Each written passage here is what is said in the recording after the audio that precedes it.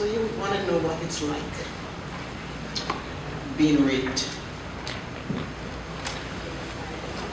Being raped is not like having sex, making love,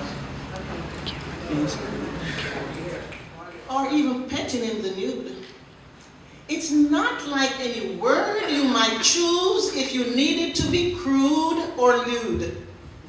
It's more like being murdered with a rubber hose, bent on its purpose, firm in its determination to wreck your pulchritudinous nature at the surest point of vulnerable attack. Being raped is perhaps the only time in a woman's life when she's not expected to give.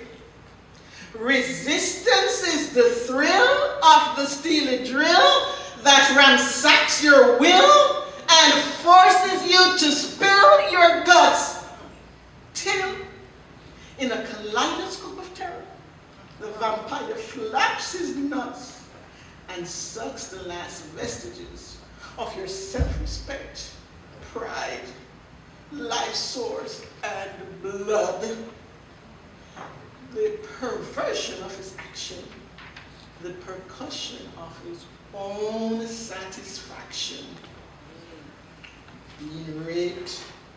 The aim is to humiliate, to torment, and make way the victim who will die on this date. With threats and sweats, he grasps at breast the instrument of leverage pointing you closer to death. Death of will, death of being, death of life, death of purpose, the dying of death. Being raped. Your mind is so frightened that it rests and leaves you to scream for God in heaven, anywhere, earth, sea, sky, and I. You plead by your mother's name for your children and picture them in their innocence. You beg for your life. You breathe no revenge, only to be free. Why me? Why me? But the clamp of sweat that grips you firm thrashes on. Its mountain heat goes higher, higher, hotter towards Fahrenheit.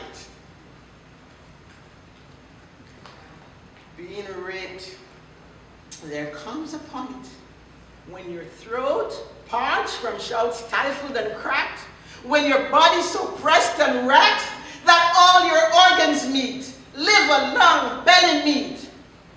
You realize you're still on your feet? How?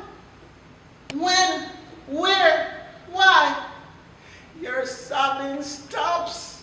Your wailing grows low, slow, slow, low. As your anger builds to overthrow this monstrous parasite who has invaded you, tyranned you, this monstrous creature that grips like a leech, spilling your menstrual flow, causing you to vomit right in front of her garden's gate. Being raped, your head's a storm backed behind a rump open sores, festers, blistered. You realize he's hypnotized in his fantasy. I'm not me. He's not he. You break away and run. Did you hear a gun? Did you see a flash, a mad dash, like the many Sunday chickens sacrificed for lunch, who in headless haste escape and run around the yard in space? Free, they're sure, from captivity. Your body racks with disgust, grunts and weeps towards your feet. His smell has stained your nostrils. His stench pervades the air. His hostility pants with monotonous thrust, even as you run towards the garden.